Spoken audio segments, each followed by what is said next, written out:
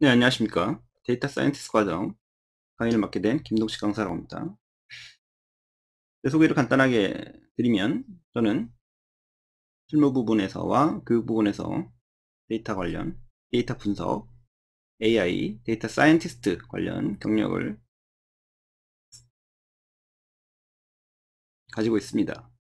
다수 프로젝트를 데이터 사이언티스트 관련 프로젝트, 빅데이터 프로젝트, AI 관련 프로젝트를 다수 진행했고요. 관련 빅데이터 관련 교육도 상당히 많이 진행을 했습니다. 그런 노하우를 전체적인 강의에 담아보도록 노력하겠습니다. 네. 과정 소개를 먼저 간단하게 드리면, 과정명은 데이터 사이언티스트 실무 과정이고요. 그 중에 첫 번째 단원으로서 빅데이터 수집 부분입니다.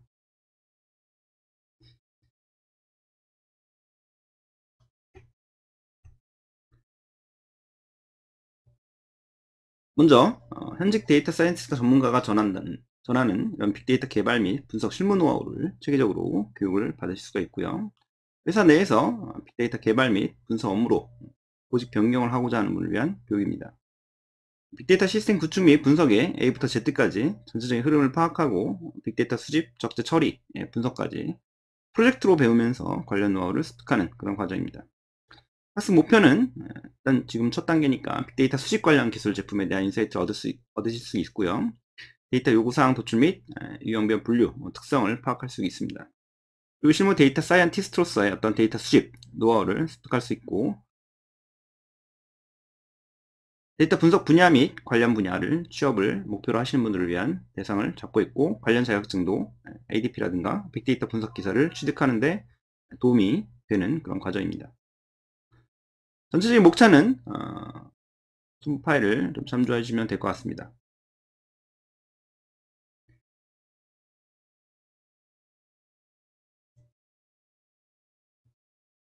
이것으로 과정 소개는 마치고요. 이 데이터 사이언티스트가 무엇인가에 대해서 좀 먼저 설명을 드리고, 인트로 형식으로 설명을 드리고, 전체 빅데이터 수집에 대한 것을 바로 진행하도록 하겠습니다.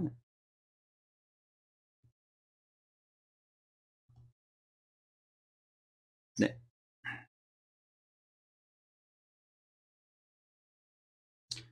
먼저 데이터 사이언티스트 필요성에 대해서 좀 살펴보고요. 데이터 사이언스는 무엇인가, 그리고 데이터 사이언스 어떤 유스 케이스 사례를 좀 살펴보겠습니다. 비즈니스 인텔리전스라는 그런, 과거에서도 역시 현재도 뭐 비즈니스 인텔리전스라는 용어를 많이 쓰고 있고요. 그것과 대비해서 데이터 사이언스는 무엇인가 라는 것을 또 비교해 보도록 하겠습니다. 데이터 사이언스에서 사용되는 각종 툴들이 어떤 것들이 있는지 살펴보고요. 데이터 사이언스의 어떤 라이프 사이클에 대해서도 살펴보도록 하겠습니다. 아시다시피 뭐 90년대 후반 인터넷의 발달, 그리고 2006, 7년 정도 모바일 시장의 급성장, 그리고 2016년 알파고의 어떤 그런 획기적인 트렌드의 흐름으로 인해서 세상이 급변하고 있습니다. 4차 산업혁명 시대라는 말이 전반적으로 다 대변하고 있는데요. 어떤 기술의 어떤 폭발적인 어떤 성장을 통해서 다양한 직종들이 나오고 있다라는 거죠. 기존에는 일단 데이터가 폭발적으로 증가한다라는 그런 어떤 베이스가 있다라는 겁니다. 그 전에 우리가 회사 내에서 이미 데이터를 활용한 많은 활동들, 경영 활동들을 하고 있었지만, 이제는 어떤 그런 비전형 데이터들이 더욱더 빅데이터의 어떤 출현으로 인해서 저장 공간, 저장 장치라든가 이런 기술들이 급변하게 변하고 있습니다. 그에 반해서 어떤 분석 기술, 그리고 분석에 대한 어떤 인력들은 많이 부족한 형편이다라는 거죠. 결국 이러한 배경으로 인해서 의사결정과 예측과 패턴 발견이라는 어떤 이런 필요성에 의해서 점차 분석에 대한 어떤 많은 기술들이 필요해지고, 현재 인력 시장에 있어서 많은 각광을 받고 있다라는, 그런 전반적인 어떤 사항들에 의해서 데이터 사이언스가 출연을 했고요.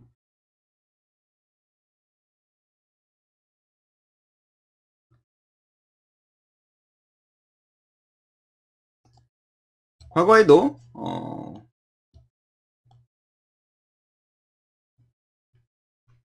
구조화된 데이터는 있었고요.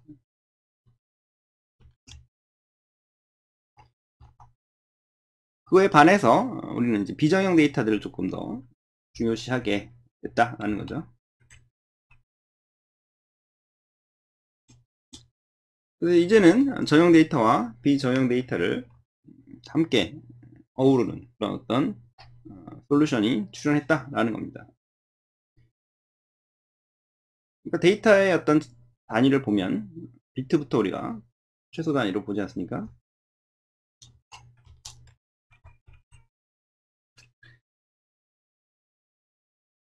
또 데이터의 어떤 점차적인 이제 커짐에 따라서 표현 단위가 우리가 비트, 바이트, 그러니까 비트, 니블, 바이트, 워드, 필드,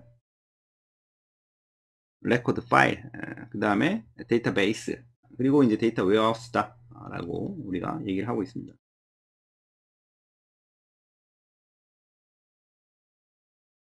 회사 내에서 이미 데이터 웨어하우스들은 이제 구축이 되어 있는데, 이런 어떤 IoT의 발전과 모바일의 급성장으로 인해서 비정형 데이터들이 급격하게 SNS도 마찬가지로 발달이 됨으로써 새로운 어떤 저장 장치와 이런 기술들이 필요로 해졌고, 그거를 가장 대표하는 것이 바로 하둡이다 라는 겁니다. 네. 그리고 전통적인 어떤 비즈니스 인텔리전스, 기업에서 데이터를 수집, 정리, 분석하고 활용해서 효율적인 의사결정을 하는 방법에 대해 연구하는 학문을 우리가 BI다 라고 합니다. 근데 그런 것들에 이제 약간 새로운 어떤 다양성이 이제 데이터 사이언스라는 학문으로 변하고 있다라는 거죠. 기업의 비전을 달성하기 위해 어떤 비즈니스 전략을 효율적이고 효과적으로 지원해서 각 조직의 구성원에게 적시에 의사결정을 할 수 있도록 지원하는 우리가 정보체계를 BI다라고 하는데, 이제는 그런 것들이 데이터 사이언스라는 학문 분야로 좀 더 확장되고 있다라는 것이고, 그런 알고리즘들이 많이 부각이 되고 있다라는 것입니다. 과거를 주로 바라보는 어떤 경영 실적을 가지고 이제 평가하는 그런 어떤 보고서 위주의 어떤 경영 활동이었지만, 지금은 이제 미래를 예측하는 그런 활동까지도 확장이 돼가는 그런 단계다라는 것입니다.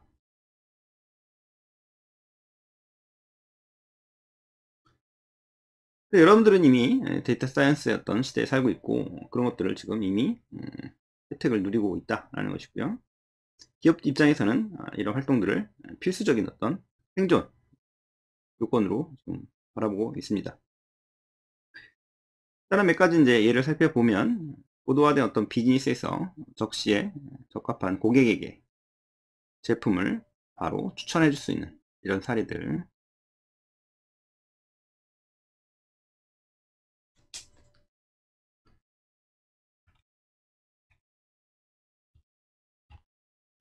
그리고 우리가 고객 생애 가치라고 하는 LTV라는 용어가 있습니다. 마케팅 용어인데요.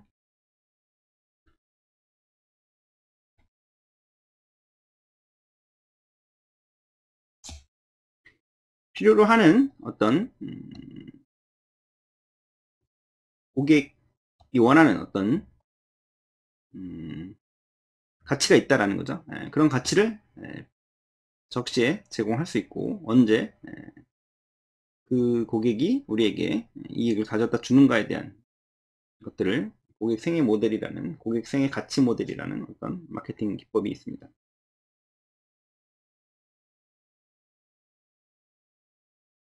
그러니까 언제 이 고객이 우리에게 이익을 가져다 줄 예측하고, 고객의 특성을 파악함으로써 고객의 어떤 분류를 도와주는 이런 데도 우리가 쓰고요. 아시다시피 AI 관련, 그죠? 인공지능, 머신러닝. 머신러닝이라는 것은 그저 목적이 있고, 그 목적을 달성하기 위해 데이터를, 그죠? 경험이라고 하죠. 그러니까 데이터를 학습시킴으로써 성장하는, 그러니까 어떤 성능을 개선하는 이런 과정입니다. 머신에게 데이터를 학습을 시킴으로써. 그런 분야도 역시 데이터 사이언스와 밀접하게 관련이 있다라는 것입니다. 그리고 통계 기반이기 때문에 데이터 마이닝 어떤 기법들, 그래서 결국은 우리가 회계라든가 분류, 예측 이런 것에 기반한 다양한 활동들을 할 수 있는 것도 역시 데이터 사이언스고요. 사례로 이제 사전에 어떤 이상거래라든가 사기거래들 이런 것들도 예측하는 데도 많이 쓰입니다. 또한 비전형 데이터들은 주로 텍스트 이런 것들을 많이 다루다 보니까 우리가 SNS라든가 오피니언 마인드, 오피니언 어떤 영향력 있는 사람들, 인플루언서들 이런 사람들의 어떤 의견이 트렌드를 주도한다라는 거죠. 정치에서도 역시 이런 호감도라든가 사람에 대한 어떤 대선 주자에 대한 여러 가지 호감도라든가 뭐 댓글들 이런 것들을 수집하다 보면 충분히 대선 예측에 어떤 결과가 나올 수 있다는 거죠. 대선을 예측할 수 있다는 거죠. 이런 걸 감성 분석이다라고 합니다.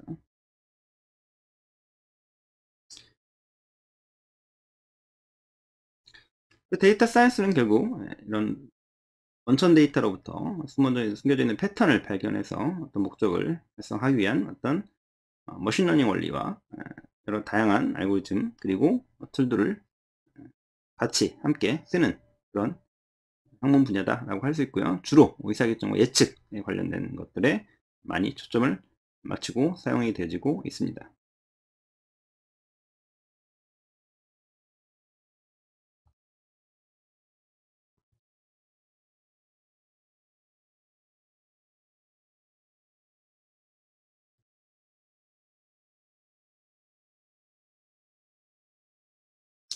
그러면 우리가 한번 몇 가지 사례를 통해서 한번 살펴보도록 합시다. 먼저 이제 바스켓볼 팀이 있다라고 했을 때 전략과 어떤 그런 스포츠 과학 분야에서 이제 사용할 수 있다는 얘기죠. 네. 게임에 승리하기 위해서는 어떤 방법과 모델이 있는데 경기 결과라든가 전략, 팀의 전략을 이제 추적해서 그런 데이터들을 사용한다라는 거죠. 농구에서도 역시. 다양한 파라미터들, 이런 파라미터를 모델을 만들기 위해 사용이 되어진다라는 거죠. 예를 들면 뭐 패스 성공률, 볼의 평균 어떤 패스 시간들, 속도, 서세스풀한 바스켓, 그러니까 이제 잘 되어 있는 어떤 바스켓의 스피드와 속도를 예측하고요. 뭐 전문 영역인데 섀도우잉이라는 농구 용어가 있을 겁니다. 그런 것들을 이제 또 통계를 내서 전략적으로 활용할 수 있다는 거죠. 결국은 이제 선수 하나하나 또 이제 전체 구성원들 이런 것들을 데이터 사이언스적인 어떤 측면에서 모델을 만들어서 알고리즘을 가지고 경기에 승리할 수 있는 어떤 패턴을 발견해낼 수 있다라는 것입니다. 또 우리 주변에서 온라인 쇼핑, 아마존이라든가 한국으로는 이제 쿠팡 이런 것도 있고요. 이런 많은 고객들을 지니고 있는 데이터들, 그러니까 구매 내역이죠. 고객들의 구매 내역들에 어마어마한 많은 데이터를 가지고 있을 거고요. 이 데이터는 결국 고객이 이 사이트에서 많은 활동들을 했을 거다라는 거죠.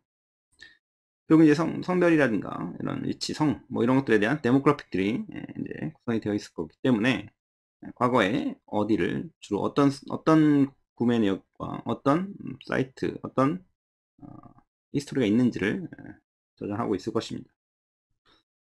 이런 데이터에 기반해서 아마존 역시 고객들을 세그먼트 했을 거고요.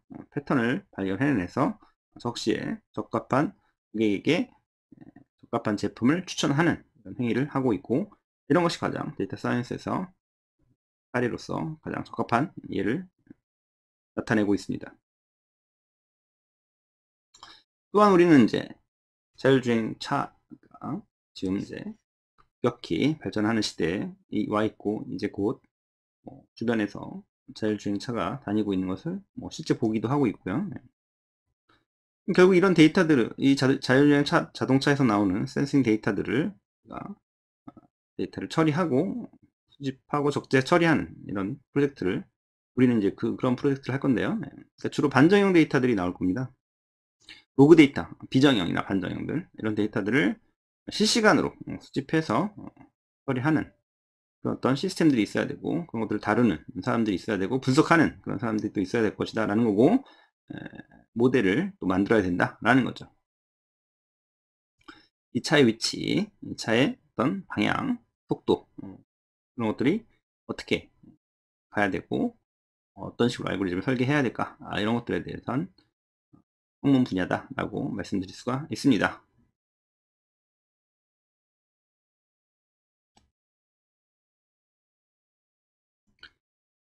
전반적으로 이제 크게 살펴보면 이제 트래블이라든가 마케팅, 헬스케어, 소셜미디어, 오토메이션, 세일즈도 마찬가지고요. 크레딧, 인슈런스 이런 크게 7가지 분야로 해서 살펴보게 되면,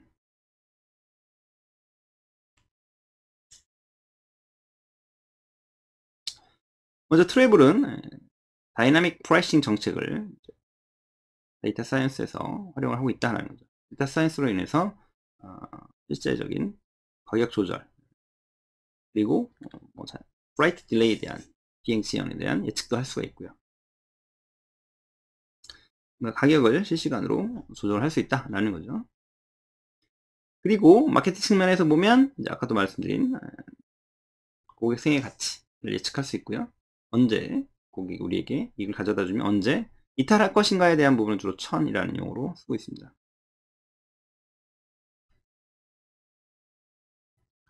쉽게 말하면 이제 뭐 IPTV라든가 뭐 인터넷, 그죠? 방송들 우리가 그러니까 이제 인터넷 사용료, 인터넷 사용하는 그런 어떤 서비스 이런 것들을 고객이 해지할 그런 것들도 예측할 수 있다라는 거죠. 어떤 고객 특성은 언제 고객을 해지하는 그런 어떤 확률이 높다 이렇게 말씀드릴 수가 있다라는 거죠. 교차 판매라든가 업셀링, 비슷한 제품들이라든가 좀 더 비싼 제품들을 추천하고 뭐 이런 데 많이 활용할 수 있고요. 현재 이슈가 되고 있는 헬스케어 부분이죠. 이런 부분들도 많은 도움을 받고 있는 게 데이터 사이언스, 그런 데이터 사이언스로 인해서 헬스케어 부분이 상당히 많은 효과를 보고 있다는 거죠. 질병 예측이라든가. 그리고 소셜미디어 부분에서는 디지털 마케팅, 그리고 감성무성 이런 것들, SNS라든가 이런 걸 통해서 다양한 비행 데이터를 처리할 수 있는 그런 사례가 있습니다. 세일즈에서는 뭐 디스카운트 오퍼링이라든가 디맨드 포캐스팅, 수요 예측이라든가 가격에 대한 할인 어떤 제공 이런 것들도 실시간으로 사례가 있고요. 자동화에서 역시 요즘에 RPA라는 거죠. 프로세싱, 로봇 프로세싱 자동화, 공정 자동화도 있고요. 업무 자동화도 있고요. 이런 것도 자동화죠. 셀프 드라이빙 카, 자율주행차, 드론 같은 것. 무인화 점차 된다는 거죠. 매장도 점차 무인화 되고 있고. 크레딧과 이제 인슈런스에서는 이제 보험이나 뭐 채권, 보험, 채권 이런 분야에서는 주로 클레임 예측, 그리고 사기, 위험 감지 이런 것들을 사례를 볼 수가 있다라는 것입니다.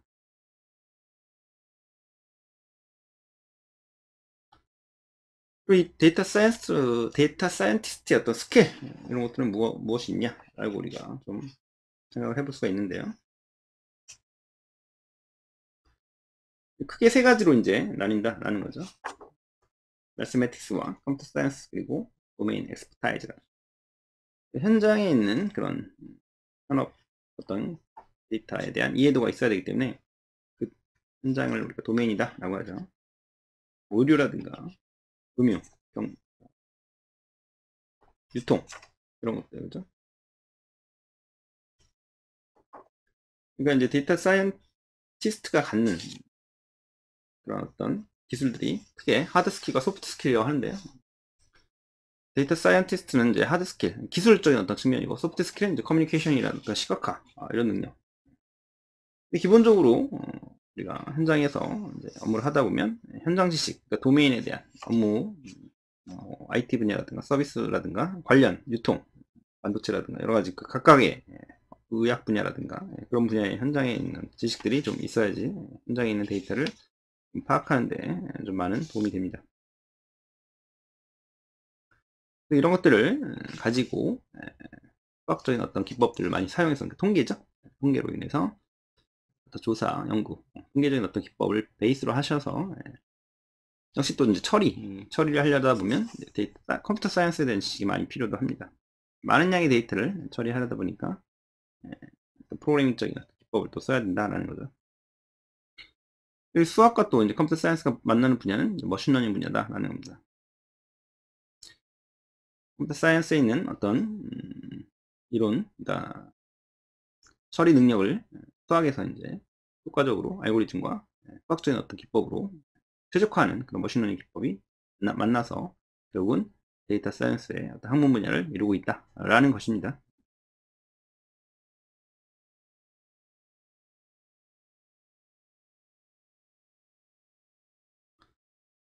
데이터 사이언티스트의 역할은 뭐냐라고 봤을 때 리서치 퍼포스가 이제 가장 큰 목적이고 그런 목적과 데이터 마이닝 그리고 모델링 이런 어떤 거에 대한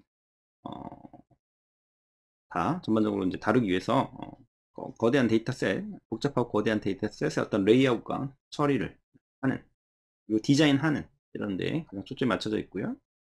우리가 특징 모델 하는데 데이터에서 특징을 뽑아내는 주요 변수를 이제 뽑아내는 거죠. 주요 변수 뽑아내고 최적화하고 모델을 만들어서 분류라든가 예측하는 그런 것들이 이제 결국 머신러닝 알고리즘과 테크닉과 관련이 있죠. 최신 어떤 데이터 마이닝 기법 이런 것들을 사용하는 할 줄 아셔야 되고요. 필요하다면 third party 소스 그러니까 외부의 데이터를 연동해서 API 방식이라든가 를 확장해서 회사 내의 데이터들 뿐만 아니라 확장하는 그런 능력도 있으셔야 됩니다. 또 많은 시간은 결국 분석에 대한 결과가 잘 나와야 되는데 잘 나오기 위해서는 결국 데이터의 어떤 통합과 검증 그리고 정제, 처리 이런 능력들이 상당히 많이 필요로 하고 있습니다. 또 머신러닝 모델을 사용할 수 있어야지 또 예측을 또 할 수가 있기 때문에 그런 기법들을 다 아셔야 된다라는 것입니다.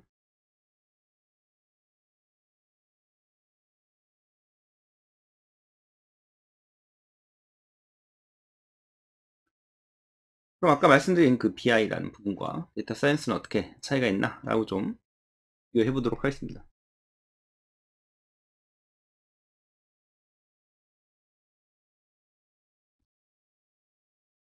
먼저 5가지 부분으로 좀 요약을 해볼 수가 있는데요. 비즈니스 인텔리전스라는 것은 또 과거를 좀 바라봤다라는 거죠. 하지만 데이터 사이언스는 앞으로 일어날 일에 대해서 예측하는 이런 게 주요 활동입니다.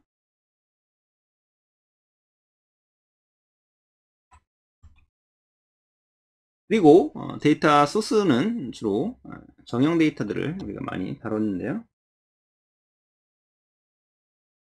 주로 SQL 가지고 그죠? 종종 이제 데이터 웨어하우스에 있는 데이터를 꺼내서 우리가 조직화해서 이제 틀이 잡혀져 있는 스키마라고 하는데요. 스키마에 있는 데이터들을 가지고 주로 처리를 해서 우리가 필요한 데이터를 추출하고 조회하는 이런 작업을 많이 했었는데 지금은 비정형 데이터의 관점도 이제 같이 확장이 됐다라는 거죠. SQL뿐만 아니라 나론이죠. 텍스트, 비정형 데이터들, 그래서 클라우드 데이터 등 뭐 로그 데이터 이런 것들, 그러니까 양쪽을 다 봐야 된다는 거죠. 정형 데이터와 비정형 데이터. 접근 방법론에서는 통계적인 기법이 이제 가장 많았고 시각화 기법 썼습니다. 지금은 이제 머신러닝 기법이 좀 들어가고 그래프 이론과 자연어 처리라든가 이런 것들, 신경망 또 신경망 처리라든가 이런 것들이 이제 각광을 받고 있다라는 거죠. 주로 이제 포커싱은 아까 말씀드려도 과거와 현재 쪽인데 데이터 사이언스는 현재와 미래 쪽이다 라는 거고요. 툴은 이제 워낙 다양한데 그 대표적인 것들만 몇 가지 이제 나열하면 비즈니스 인텔리전스에서는 펜타, 마이크로소프트 BI, 클릭뷰, R 이런 것들이 있었고 데이터 사이언스에서는 뭐 래피드 마이너, 빅ML, 웨카, R 이런 것들이 있습니다. 이 외에도 뭐 정말 많이 있고요. 파이썬도 이제 있고요.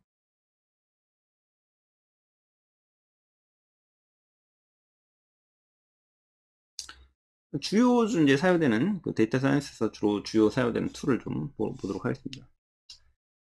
저희 과정에서는 주로 파이썬과 R을 많이 이용할 거고요. 수집에는 주로 R도 쓰이고 하는데 파이썬을 주로 많이 쓰고요. 여기 이제 수집은 안 나왔지만 이제 바로 데이터 어떤 분석에 있어서 가장 많이 쓰는 언어들이죠. 언어와 툴들. R이나 스파크, 파이썬, 뭐 통계 툴, SIS 뭐 많이 있죠. 웨어하우스에는 이제 하둡, SQL, 하이브를 이제 우리가 씁니다. 시각화에서는 R 주로 많이 쓰고, 뭐 파이썬도 쓰고요. 태블로가 이제 유명한 그런 시각화 툴이죠. 로드 있고. 머신러닝 관련해서는 이제 스파크, 뭐 하우, 애저, 또는 뭐 구글 클라우드, 뭐 여러 가지 다양한 클라우드 또는 텐서플로우 이런 것들 요즘 많이 쓰죠. 네.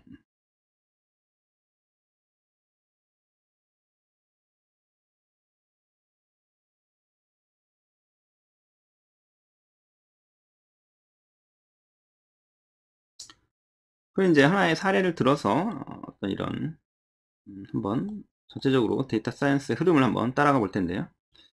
여기 이제 예를 든 게 진단을 이제 한다라는 겁니다. 사전에 이제 예측하기 위해서 의사가 질병을 예측하고 이런 패턴을 발견하기 위해서 어떤 이렇게 예측을 하는가라는 것을 따라가 볼 텐데요. 자, 그래서 환자를 이제 가지고 이제 진단을 해보면서 하는 사례를 한번 보도록 해보겠습니다.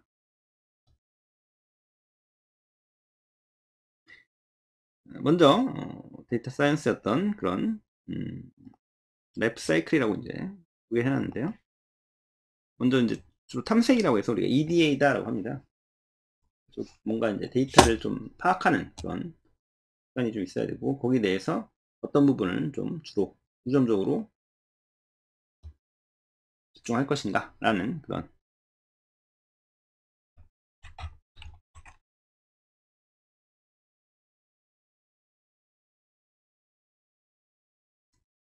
그렇게 되면 이제 데이터를 전반적으로 좀 살펴봐야 된다라는 거죠. 그리고 데이터를 준비를 해야 되고요. 데이터 내에서 정제라든가 여러 가지 다양한 전처리 활동들을 하면서 이제 모델을 계획을 하셔야 됩니다.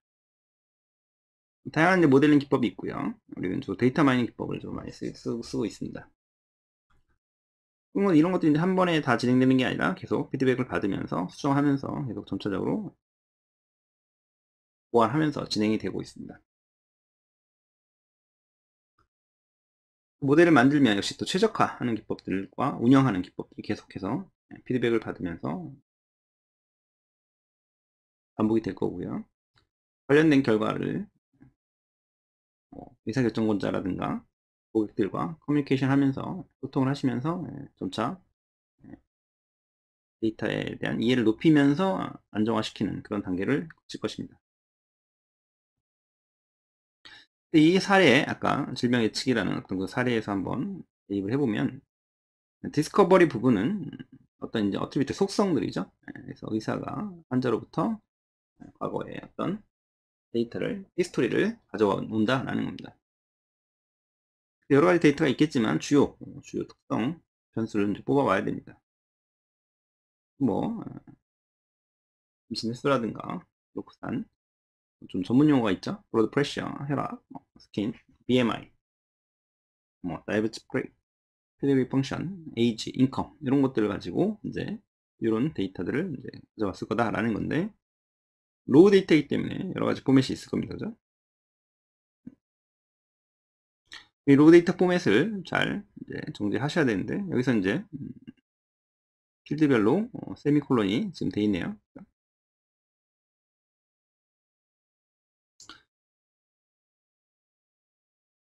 이 부분에서 이제 데이터를 이제 정제를 해야 되는데요. 그러니까 주요 변수 뽑아내는 건 이제 디스커버리에서 봤다라고 하면 이 데이터는 많은 이상치와 정제되지 않은 그런 별측치 미싱 데이터들이 있을 거니까 그런 것들을 먼저 정제를 하셔야 되는데요. 예를 들면 이런 거죠. 이 필드에는 같은 도메인이기 때문에 어떤 데이터 타입이 일치해야 되는데, 여기서는 이제 숫자가 있는데, 여기서는 이제 문자가 있다든가, 그리고, not available 이라는 해당사항이 없는 어떤 해당 결측 값들 어떻게 처리할 것인가, 이런 것들. 그리고, 이 데이터에는 어떤 분포가 있을 텐데, 과도한 값으로 인해서 전체적인 데이터의 흐름을 깨버리는, 분석이 방해되는 아웃라이어들이 있을 거다라는 겁니다. 그런 것도 찾아내셔야 된다라는 겁니다. 이런 것도 이제 모델에, 아까 데이터 프리퍼레이션 이런 것들이 잘 돼 있어야지 모델을 잘 만들 수 있으니까, 이런 정제 작업들이 상당히 시간을 많이 투자를 해야 됩니다. 그리고 이제 모델을 이제 만들기 위한 플래닝에 있어서는 다양한 방식이 있는데, 변수 사이에서 이제 관계를 이제 봐야 된다는 거죠. 그래서 그런 것들에 대한 방법론이 이제 나올 수가 있는데, 아까도 말했지만 이제 탐색하는 걸 우리가 EDA다라고 한다고 했죠. 데이터 탐색을 하면서 다양한 통계적인 어떤 공식과 이런 툴들을, 시각화 툴을 적용해 보면서 탐색을 해 보면서 데이터를 어떻게 분석할 것인가에 대한 계획을 좀 하셔야 된다라는 거고, 그때 사용되는 툴은 SQL을 이용해서 주로 많이 하고, R, 그 다음에 뭐 SAS나 XS 뭐 다양한 툴들이 있겠죠. 근데 이제 트레이닝 데이터와 이제 테스팅 데이터로 우리가 이제 나눈다라고 하는데요. 모델을 만들기 위한 데이터, 트레이닝 데이터고요. 그 모델을 평가하는 데이터, 테스팅 데이터를 해서 두 개를 구분합니다. 데이터셋을. 그리고 현존하는 툴 중에서 이제 어떤 걸 고를 것인가라는 걸 생각을 잘 하셔야 되고요. 모델을 만들기 위해서 분류라든가 연관 분석, 클러스터링, 그러니까 지도학습, 비지도학습, 뭐 다양한 기법들이 있습니다. 그런 것들을 어떻게 이제 적용을 해보면서 분석을 해 나가는 거죠. 거기에 사용되는 모델도 아까 뭐 좀 말씀드렸고요.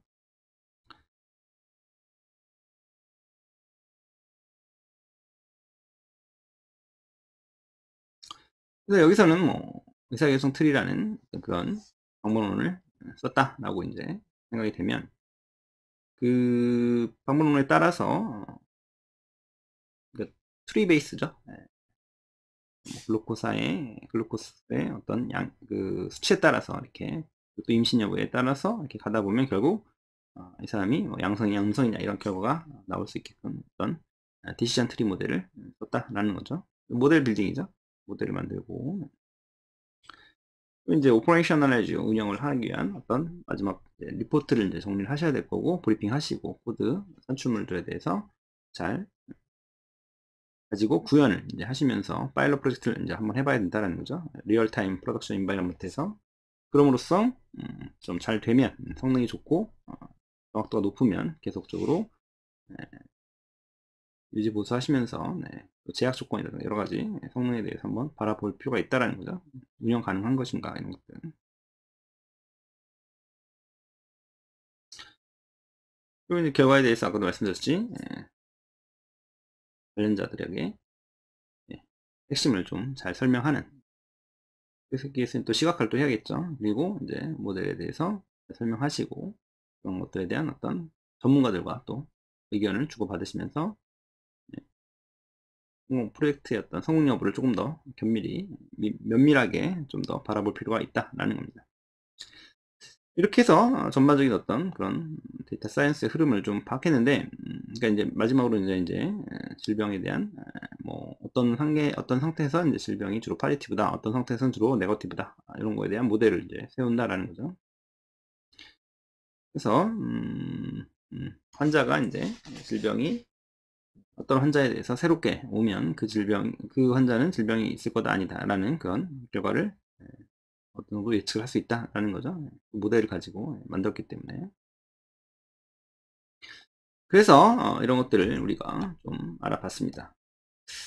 그럼 이제 우리가 전반적인 빅데이터 어떤 플랫폼이라든가 그런 것들에 대한 설치 부분, 이런 것들을 좀 진행할 거고요. 그런 부분에 있어서 좀 목차를 먼저 설명드리고 진행하도록 하겠습니다.